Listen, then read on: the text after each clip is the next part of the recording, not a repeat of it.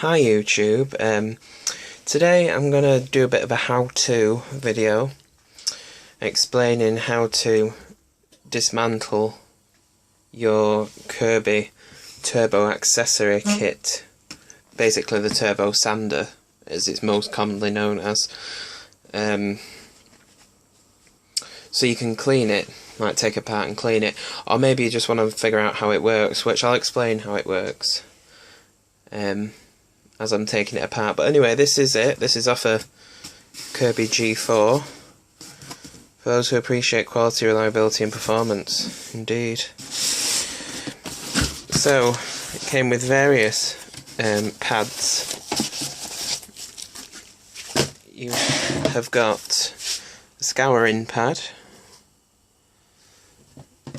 a massager pad, which is what probably most people used it for as a massager. It is very loud, coupled with the noise of a Kirby on the hose, with the noise of this turbine spinning.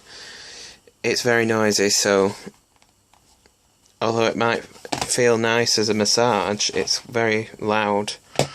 But anyway, that's that. And of course, there's sandpaper, different types. You've got finer sandpaper and coarse sandpaper, and then you've got a lamb's wool polishing pad, so you could use it as a scourer, massager, a sander and a polisher. The amount of accessories that Kirby produced, especially with the classic series and older type Kirbys, was just amazing. It's really like the things that they made to attach to a vacuum cleaner, or a home care system as they called it. But anyway, here's the main unit, the turbo accessory itself. So it's got the dust shroud for when you use it as a sander, which I'll explain what that's for a bit later. Trying to remove it with one hand is difficult. Of course, you can wash the dust shroud in soapy water. Oops. I guess you could wash the lamb's wool pad, not in hot water of course, because everyone knows that wool will shrink and felt in hot water. Scouring pad you should be able to wash, no problem. Obviously don't wash the sandpaper, that's disposable, and I'd say you could just wipe that over if it was dirty. But when you dismantled this, you should be able to wash most of the plastic parts. I wouldn't wash the bottom piece here, but of course if you use it as a sander it's going to get very dusty inside. But anyway, to dismantle it, there's 4 screws, 1, 2, 3 and 4 on the top here, which you need to undo, so I'll just do that. Right, so once you've undone those screws, this top section will just lift off like that, revealing the turbine. Now, I just thought I'd mention that you'll notice there's a spring-loaded on-off switch on top. So when it's in the off position, there's a little flap here. You see that? When it's in the off position like that, it's closed. So when you put the suction in, when you put the hose in, the suction escapes around this switch here, which is probably why, which is why it makes a loud hissing noise when you first put the hose in and it's in the off position. When you switch it to the on position, this valve opens, allowing the suction to come through to where the turbine is and spin it round. So that's that. You can wash that in warm water. This does unscrew further, but I won't bother doing that. So here's the turbine that has a screw that comes out in the centre, which I'll just take out now. So once that screws out, the top piece of the turbine will come out and you can wash that. The bottom piece comes out as well. You can wash that. Revealing a bearing. Now, because it's got a bearing in it, I wouldn't submerge this piece in water. I just wipe round it as best you can, or like vacuum it out with a dusting brush.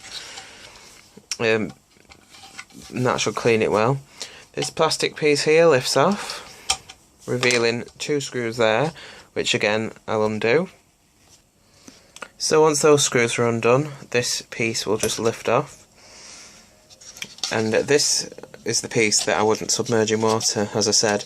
Just vacuum it out with a dusting brush and give it a good wipe. Unless you're willing to take that bearing out, which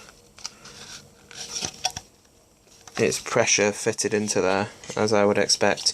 So yeah, just wipe that over. So here is the plate, which is attached to the little legs here, which actually make the thing do that motion. Can you see? It sort of goes like that. It's not this bit that does, well, it is that bit that does that, but it makes this bottom piece go like that. And there's a counterweight here, and it's off balanced. So when the suction goes in there and spins the turbine round, it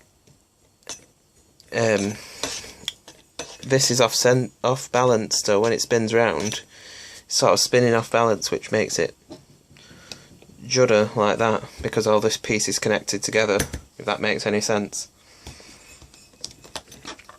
So again, just wipe all that over as well. Don't wash that because of the metal parts. This piece does come out, you can see. Another bearing under there, so again, don't submerge that in water. There we are, make sure that's located properly. So, now we can just put it all back together. So on top goes this piece. Make sure you get it the right way around. It says top there, and the bit with the writing on the front needs to go opposite to where it says top, like that. And then those 2 screws screw back down, and then this can go back on. Whoops, wrong way. Like so.